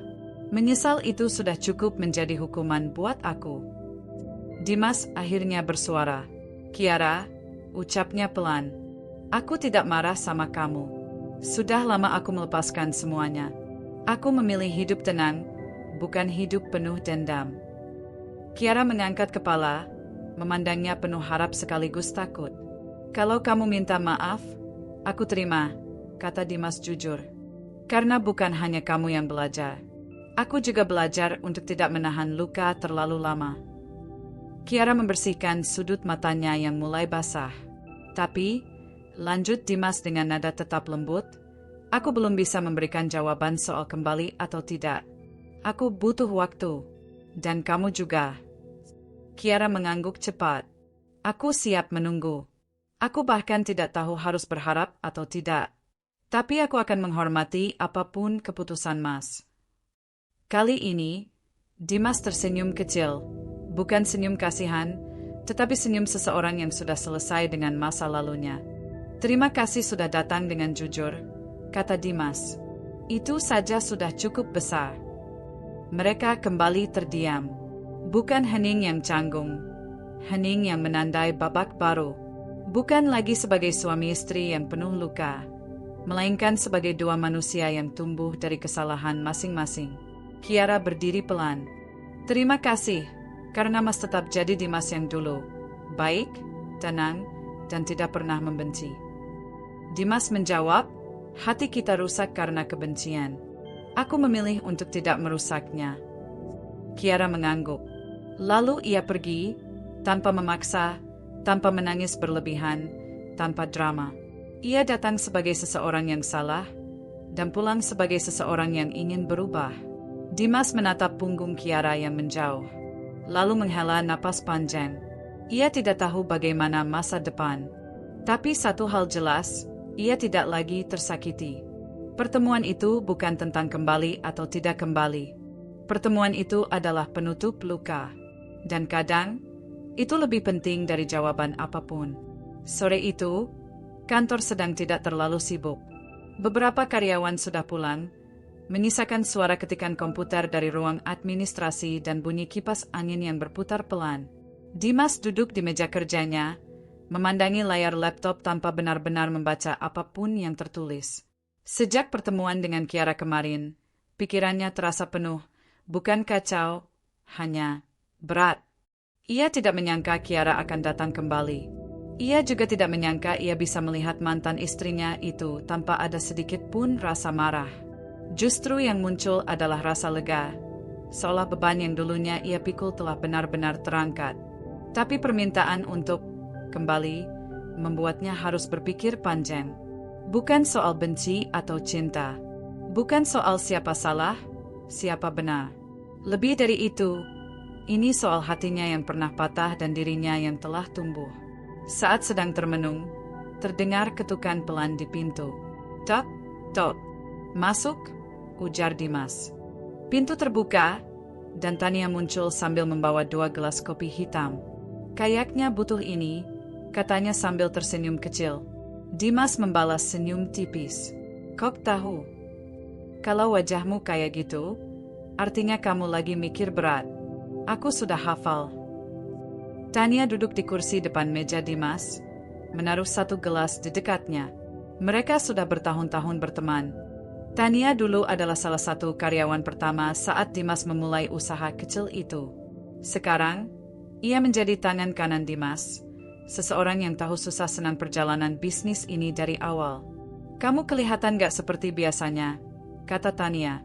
Dimas mendesah pelan. Kiara datang kemarin. Tania tidak terkejut. Ia hanya mengangguk pelan, menunggu penjelasan tanpa memotong. Dia minta maaf, dan minta kesempatan untuk kembali. Hening sejenak. Tania menyesap kopi, lalu menatap Dimas lama. Bukan menghakimi, bukan penasaran, hanya peduli. Aku kira suatu hari ini akan terjadi, katanya pelan. Dimas menatap ke arah jendela. Langit mulai berubah jingga. Aku sudah lama memaafkannya. Tapi menerima kembali, itu bukan hal yang bisa diputuskan cepat. Tania mencondongkan tubuh sedikit. Nada suaranya lembut, bukan menggurui. Mas, kamu boleh memaafkan seseorang. Tapi kamu juga berhak menjaga hati kamu sendiri. Dimas terdiam. Kamu dulu terluka, Mas, lanjut Tania. Bukan karena ditinggalkan, tapi karena kamu merasa usahamu tidak dihargai. Kamu merasa tidak cukup, padahal kamu selalu berusaha menjadi suami yang baik. Dimas menelan ludah pelan. Itu benar. Tapi sekarang kamu sudah jauh lebih kuat. Kamu punya hidup baru, perusahaan berkembang, dan kamu jadi jauh lebih dewasa. Jangan sampai kamu kembali terluka hanya karena merasa harus membalas kebaikan dengan kebaikan. Dia minta kesempatan, Tan, bukan memaksa. Aku tahu, jawab Tania. Dan aku tahu Kiara menyesal. Tapi keputusan ini bukan tentang rasa kasihan. Ini tentang kamu. Dimas menatap gelas kopi yang mulai berembun di sisi luar. Aku takut, kalau aku bilang tidak, aku akan terlihat seperti orang yang tidak punya hati. Tania tersenyum tipis. Dimas, kamu tidak perlu membuktikan apapun ke siapapun. Hidupmu bukan tontonan. Kalau kamu belum siap kembali, atau tidak ingin kembali sama sekali, itu bukan dosa. Itu pilihan. Hening lagi. Tapi kali ini hening yang menenangkan. Kamu selalu bilang, harga diri laki-laki bukan dari seberapa keras dia bisa melawan, tapi seberapa ikhlas dia menerima. Lanjut Tania. Dan menurutku, kamu sudah melakukan bagian itu. Dimas menatap sahabatnya itu dan mendapati ketulusan di sana. Tidak ada kalimat manipulatif, tidak ada ajakan untuk membenci Kiara, tidak ada sindiran. Justru sebaliknya, Tania menghargai kedatangan Kiara, tapi tetap melindungi keputusan Dimas. Aku tidak menyuruhmu menolak, kata Tania pelan. Aku hanya mau kamu ingat, hatimu juga butuh dijaga. Dimas mengangguk perlahan. Aku pikir sudah selesai, ternyata masih ada bagian yang harus aku lewati. Tapi kamu melewatinya dengan cara yang baik, jawab Tania. Kamu tidak marah, kamu tidak sombong, kamu tidak balas dendam. Itu menunjukkan betapa dewasa kamu. Dimas tersenyum kecil. Kalau kamu yang ngomong, aku jadi percaya. Harus percaya dong, jawab Tania sambil terkekeh pelan. Mereka sama-sama diam lagi. Angin sore masuk melalui jendela, membawa aroma hujan yang mungkin turun sebentar lagi. Dimas akhirnya ngomong pelan. Aku hanya ingin hidup tenang. Kalau aku memutuskan untuk berjalan sendiri, aku ingin tetap damai. Kalau aku memilih membuka peluang baru, aku ingin itu bukan karena belas kasihan atau nostalgia. Tania menepuk meja sekali, ringan. Itu jawabannya, Mas. Tenang. Kamu tidak perlu buru-buru. Dimas menarik napas panjang. Beban yang sejak kemarin menggumpal perlahan terasa longgar. Terima kasih, Tan. Selalu, jawab Tania. Sahabat itu bukan hanya ada waktu kamu susah, Tapi waktu kamu harus mengambil keputusan besar. Dimas tertawa pelan. Cocok juga kamu jadi motivator. Kalau jadi motivator, takut ujung-ujungnya disuruh ngetik laporan juga, kan? Jawab Tania sambil berdiri. Dimas ikut tertawa. Tania berjalan ke pintu, lalu berhenti sebentar dan menoleh. Nadanya lembut, tidak menekan. Apapun keputusanmu, pastikan kamu bahagia. Itu cukup. Pintu menutup pelan. Dimas kembali menatap sore di luar sana. Tidak ada rasa marah, tidak ada dendam, tidak ada ego yang ingin menang. Ada hanya ketenangan seorang lelaki yang akhirnya bisa berdiri tanpa bayang-bayang masa lalu. Untuk pertama kalinya setelah sekian lama, Dimas tidak merasa harus membuktikan apapun, bahkan kepada dirinya sendiri. Hujan turun sejak sore, membuat jalanan basah dan udara sedikit lebih dingin dari biasanya. Lampu-lampu kota mulai menyala, memantulkan cahaya ke permukaan aspal. Dimas baru saja keluar dari kantornya ketika melihat seseorang berdiri di dekat mobilnya, berpayung, namun tetap terlihat menggigil. Kiara. Ia seperti sudah menunggu cukup lama. Rambutnya sedikit berantakan, dan tatapannya sendu. Dimas berhenti beberapa langkah dari mobilnya, tidak kaget, hanya menatap dengan tenang. Dimas? Suara Kiara pelan, hampir tenggelam oleh suara hujan. Aku minta waktu sebentar. Dimas mengangguk sopan. Silakan. Kiara mendekat, memegangi payung dengan tangan gemetar. Aku tahu kamu pasti marah. Aku tahu kamu benci aku. Tapi aku cuma mau minta satu kesempatan untuk menjelaskan semuanya. Dimas menatap wajah Kiara dengan tenang. Tidak ada kebencian di sana, tidak ada kemarahan. Justru ketenangan yang membuat Kiara semakin tidak nyaman. Aku bukan orang yang sempurna, lanjut Kiara. Aku salah besar waktu pergi. Aku egois. Aku terlalu mendengar omongan orang. Aku pikir hidup yang mewah itu segalanya. Aku pikir uang bisa beli kebahagiaan. Tapi nyatanya, semua itu kosong. Hujan semakin deras. Kiara menunduk, air mata bercampur dengan air hujan di pipinya. Aku lihat kamu sekarang, sukses, dihormati, bahagia. Sementara aku, suaranya pecah. Aku tidak punya apa-apa lagi. Dimas menarik napas perlahan. Kiara. Kiara mendongak perlahan. Kalau kamu datang untuk minta maaf, aku sudah memaafkan kamu sejak lama, ujar Dimas dengan suara tenang. Aku gak menyimpan dendam. Kamu punya hak buat memilih hidup kamu sendiri. Kiara terisak pelan. Kalau begitu, bolehkah aku kembali? Dimas menatap hujan beberapa detik sebelum menjawab. Ia tidak terburu-buru. Ia memberi dirinya waktu untuk memastikan kata-katanya tidak keluar dari amarah, tapi dari hati yang jernih. Aku menghargai keberanian kamu datang dan bicara jujur, ucap Dimas pelan.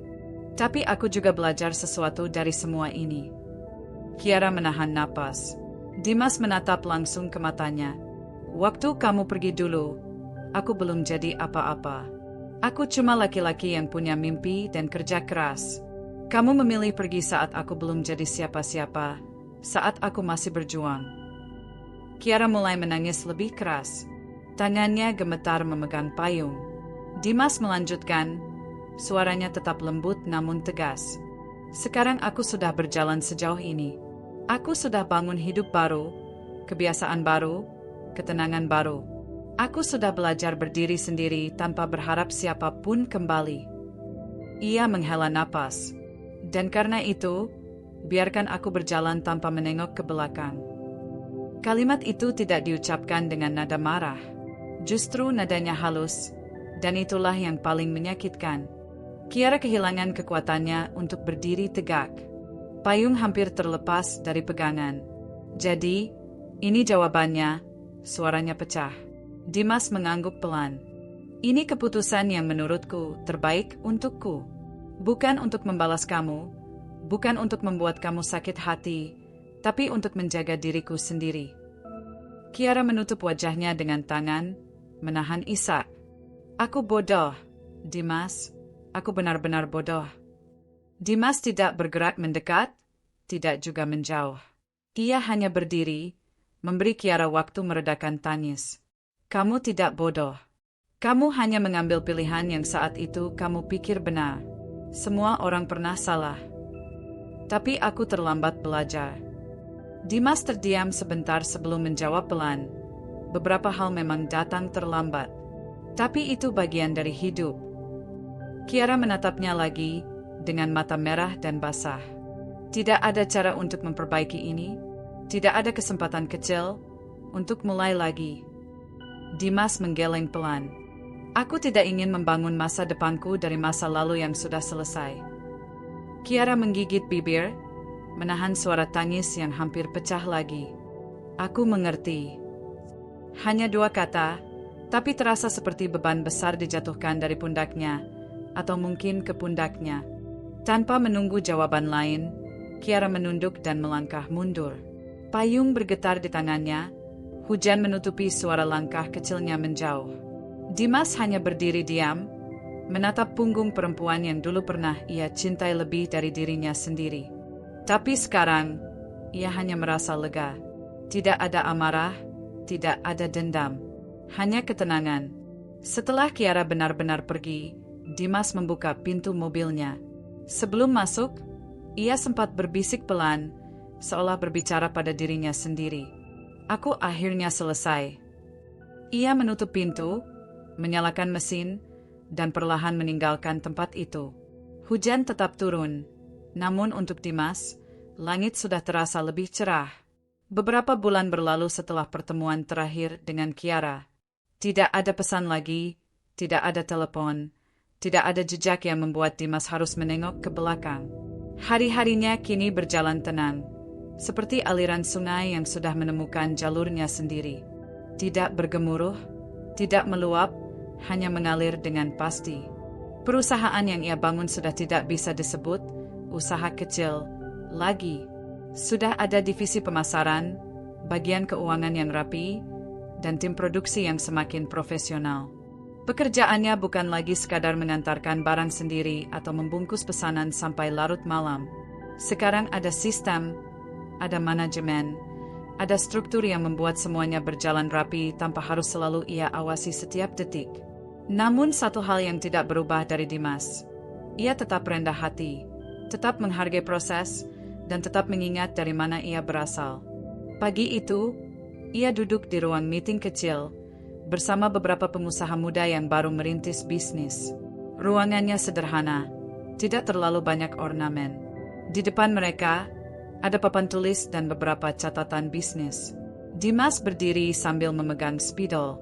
Saya tahu kalian mungkin pernah dengar saya sekarang sudah punya perusahaan dan semua terlihat mudah, ujar Dimas.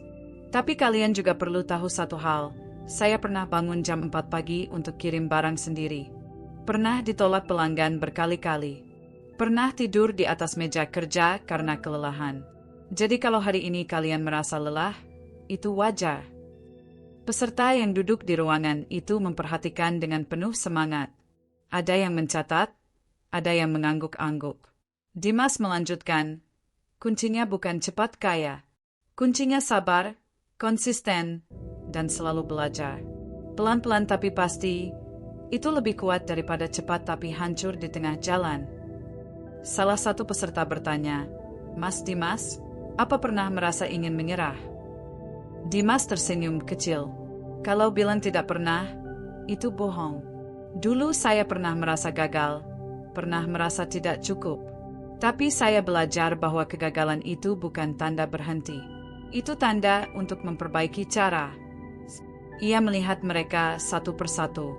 Wajah-wajah yang penuh harapan itu mengingatkannya pada dirinya sendiri dulu. Lelaki muda yang membawa mimpi besar di kantong yang masih kosong. Dan satu lagi, kata Dimas, jangan iri dengan keberhasilan orang lain. Kita tidak pernah tahu perjalanan mereka. Fokus saja pada apa yang bisa kalian bangun setiap hari. Ruang itu hening sejenak, tapi bukan hening canggung, hening yang penuh pemahaman. Setelah sesi berakhir, beberapa dari mereka menghampiri Dimas untuk mengucapkan terima kasih. Ada yang baru mulai bisnis kue rumahan, ada yang menjual kerajinan tangan, ada juga yang baru merintis usaha laundry kecil. Dimas mendengarkan satu persatu, memberi saran seperlunya, tidak pernah menggurui. Ketika semua peserta sudah pulang, Tania masuk membawa beberapa berkas. "Ini laporan bulan ini," katanya sambil menyerahkannya ke meja. Dimas membuka lembar pertama dan mengangguk puas. "Semua stabil." "Stabil dan naik," jawab Tania. "Omset bertambah, pelanggan baru cukup banyak. Kamu bikin program pelatihan gratis untuk UMKM itu ternyata berdampak besar. Banyak yang bantu promosi perusahaan kita." Dimas tersenyum tipis. Kalau kita pernah ada di posisi mereka, rasanya hianat kalau kita tutup mata. Tania ikut tersenyum. "Kamu memang gak berubah dari dulu." Dimas memandangi ruangan kerjanya sebentar. Ada foto tim pertama mereka menempel di papan dinding. Foto dengan pencahayaan buruk, pakaian seadanya, namun senyum penuh semangat. Perjalanan panjang itu kini terasa seperti bukti bahwa hidup selalu memberikan tempat bagi yang mau berusaha dengan jujur. Sore hari, Dimas pergi ke pabrik kecil miliknya untuk mengecek produksi. Karyawan menyapanya dengan ramah, tanpa rasa takut atau sungkan. Dimas tidak pernah membawa sikap bos besar. Ia ikut duduk, mendengarkan keluhan, dan membantu mencari solusi. Dari kejauhan, ia melihat karyawan muda yang baru bergabung. Nama pemuda itu Reza, dan ia terlihat kesulitan menyelesaikan tugasnya. Dimas menghampiri. "Butuh bantuan?" tanya Dimas. Reza terkejut. Iya Pak, ini mesin pengemasan agak macet." Dimas tidak marah. Ia justru ikut memeriksa, menjelaskan dengan sederhana, lalu menunjukkan cara memperbaikinya. "Kalau macet begini, jangan dipaksa. Matikan dulu mesinnya, cek bagian roll, baru nyalakan lagi," ucap Dimas. Reza mengangguk. "Terima kasih, Pak. Saya takut salah." "Di sini, orang boleh salah," jawab Dimas. "Yang penting mau belajar." Kalimat itu membuat Reza tersenyum lega. Malam menjelang. Setelah semua pekerjaan selesai, Dimas pulang ke apartemennya. Ruangannya tidak terlalu mewah, tapi rapi dan nyaman. Ia menyeduh teh hangat, duduk di sofa, dan membuka jendela. Lampu kota terlihat seperti bintang di bawah sana. Ia teringat masa-masa sulit dulu. Rumah kontrakan sempit, motor satu-satunya yang nyaris rusak, hari-hari bekerja tanpa libur, dan rasa cemas setiap mau tidur. Kini hidupnya jauh berbeda, tapi bukan karena ia mengejar balas dendam atau ingin membuktikan apapun kepada siapapun. Semua ini terjadi karena ia tetap berjalan, meski perlahan. Masa lalunya tidak lagi menakutkan, tidak lagi menyakitkan, tidak lagi membayangi. Ia sudah berdamai. Dimas tersenyum kecil, memejamkan mata, dan membiarkan angin malam masuk pelan. Hari esok tetap dipenuhi kerja, usaha, dan rencana baru. Tapi untuk pertama kalinya dalam hidupnya, ia menjalani semuanya dengan hati yang ringan. Hidupnya sekarang bukan lagi tentang apa yang hilang, tapi tentang apa yang sedang ia bangun. Dan itu sudah lebih dari cukup. Langit sore itu berwarna jingga keemasan, seperti pertanda baik bagi siapa saja yang memandangnya. Jalanan mulai lengang, dan udara terasa lebih hangat dari biasanya. Di sebuah taman kota yang rapi dan tenang, Dimas duduk di bangku kayu sambil menikmati sore bersama secangkir kopi hitam kesukaannya. Tidak ada beban di wajahnya, hanya ketenangan yang lahir dari hati yang damai. Beberapa tahun terakhir telah membawanya melalui perjalanan panjang. Dari lelaki sederhana yang hampir menyerah, sampai menjadi seseorang yang dihormati karena kerja keras, bukan karena keberuntungan. Namun bagi Dimas, keberhasilan bukan tentang harta atau pujian. Keberhasilan sejati adalah ketika ia bisa memandang ke masa lalu tanpa merasa sakit lagi. Ia tersenyum kecil ketika melihat beberapa anak berlari di dekat taman, tertawa tanpa beban. Hidup memang sesederhana itu, jika hati tidak dipenuhi dendam. Dimas telah memaafkan semuanya. Ia memaafkan Kiara. Ia memaafkan masa lalu. Ia bahkan memaafkan dirinya sendiri yang dulu terlalu keras bekerja sampai lupa menjaga hatinya. Sekarang, ia hidup tanpa bayangan siapapun. tanpa luka, tanpa penjara rasa benci. Dan ia menyadari, kebahagiaan tidak pernah membutuhkan balas dendam, hanya membutuhkan keikhlasan. Sementara itu, di sebuah rumah kecil di pinggiran kota, Kiara duduk di depan meja kayu. Majalah dan berita digital tentang keberhasilan Dimas sesekali muncul, membuatnya berhenti dan menarik napas panjang. Ia tidak lagi menangis seperti dulu. Penyesalan memang masih ada, dan mungkin tidak akan hilang selamanya, tapi Kiara tidak membiarkan dirinya hancur. Ia mulai bekerja di sebuah toko roti kecil. Pekerjaannya sederhana, melayani pelanggan, mengecek stok, membantu merapikan toko. Tidak glamor, tidak mewah, tapi jujur. Untuk pertama kalinya dalam hidupnya, Kiara merasakan bahwa uang yang ia dapatkan adalah hasil dari tenaganya sendiri. Hari-harinya pelan, tetapi setiap langkah kecil membuatnya merasa sedikit lebih baik. Kalau dulu aku sabar, gumam Kiara suatu malam, sambil menatap lampu kota dari jendela kecil rumahnya. Waktu itu aku hanya melihat kekurangan, bukan perjuangan. Namun ia belajar satu hal penting, hidup tidak bisa diulang, tapi bisa diperbaiki. Kiara kini lebih tahu menghargai proses. Ketika lelah, ia ingat bagaimana dulu ia memilih meninggalkan seseorang yang mencintainya hanya karena ingin hasil instan. Kini ia mengerti, kebahagiaan bukan tentang kemewahan, tapi tentang ketenangan hati. Ia tidak berharap Dimas kembali. Ia tahu tidak pantas meminta itu. Yang ia lakukan sekarang hanya satu, menjadi versi terbaik dirinya sendiri, meski tanpa seseorang di sampingnya. Di sisi lain kota, Dimas tidak pernah membicarakan Kiara dengan nada buruk. Saat rekan-rekannya bertanya soal masa lalu, ia hanya tersenyum dan menjawab singkat. Semua orang punya cerita, dan setiap cerita punya pelajaran. Tidak ada kebencian dalam suaranya. Itulah kedewasaan.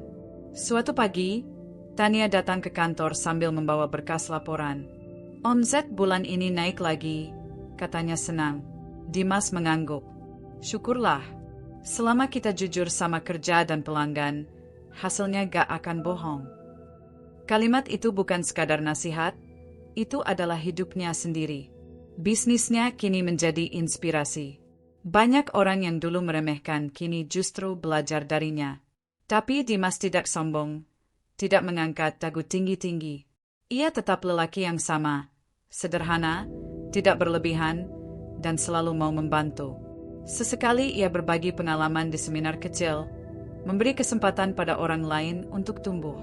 Ia tidak butuh dipuji. Ia hanya ingin apa yang pernah ia pelajari tidak berhenti pada dirinya saja. Satu hal yang selalu ia pegang teguh. Kesetiaan tidak boleh dinilai hanya dari harta. Kebahagiaan tidak datang dari jalan pintas. Dan kerja keras tidak pernah mengkhianati hasil. Ketika seseorang pergi karena kita belum berhasil, itu bukan akhir. Itu tanda bahwa kita harus melangkah lebih mantap. Hidup tidak berhenti hanya karena satu orang meninggalkan kita. Dimas adalah buktinya. Ia kehilangan, ia jatuh, ia terluka, tapi ia memilih bangkit. Dan pada akhirnya, ia menemukan kebahagiaan yang jauh lebih besar daripada yang pernah ia bayangkan. Bukan karena ia kaya, bukan karena ia ingin membalas, tapi karena ia percaya, setiap peluh, setiap air mata, dan setiap keikhlasan akan kembali sebagai hadiah di waktu yang tepat. Malam mulai turun ketika Dimas menutup laptopnya. Ia berdiri dari kursi, mematikan lampu kantor, dan melangkah keluar. Angin malam menerpa wajahnya pelan. Tidak ada bayangan masa lalu yang mengejarnya. Tidak ada rasa takut, tidak ada luka. Hidupnya lengkap. Tidak sempurna, tapi penuh. Ia menatap langit dan tersenyum kecil. Terima kasih untuk semuanya, bisiknya pada dirinya sendiri, dan pada kehidupan yang telah mengujinya. Pada akhirnya, hidup memang tidak selalu berjalan sesuai rencana. Tapi seperti Dimas, kita selalu punya pilihan, tenggelam dalam luka, atau bangkit dan membuktikan diri tanpa menyakiti siapapun. Kesetiaan, kesabaran, dan kerja keras tidak pernah mengkhianati hasil, hanya butuh waktu dan keyakinan. Terima kasih sudah mengikuti kisah ini sampai akhir. Jika kamu suka cerita seperti ini, Jangan lupa follow, like, dan subscribe agar tidak ketinggalan cerita lainnya. Sampai jumpa di cerita berikutnya.